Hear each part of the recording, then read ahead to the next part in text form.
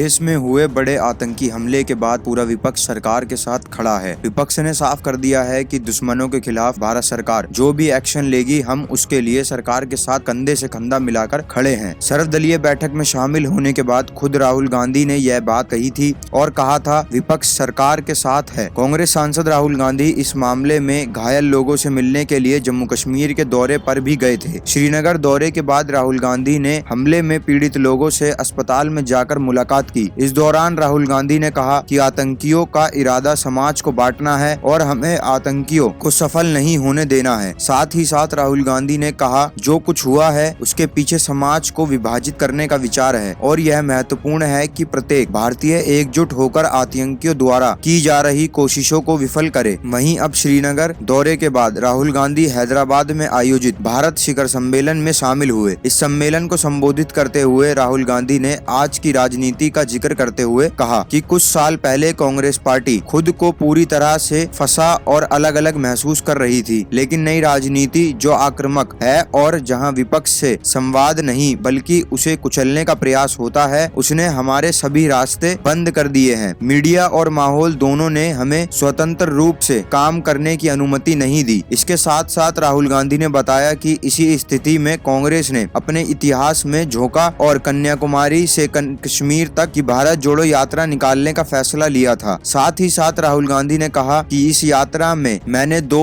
बातें सीखी हैं। पहली, हमारे विरोधियों के पास गुस्सा, डर और नफरत का एक आधार है। हम उनसे इस मैदान पर कभी मुकाबला नहीं कर सकते। वह गुस्सा, डर और नफरत में हमें हर बार हरा देंगे। साथ ही साथ कांग्रेस सांसद राहुल गांधी ने कहा कि अब सवाल यह है कि कांग्रेस को जिस जगह और जिस भावना से काम करना चाहिए और कैसे एक मजबूत जवाबी नैरेटिव खड़ा किया जा सकता है, उस पर कांग्रेस पार्टी को काम करना चाहिए। सुनिए राहुल गांधी का पूरा बयान, उन्होंने क्या कुछ कहा।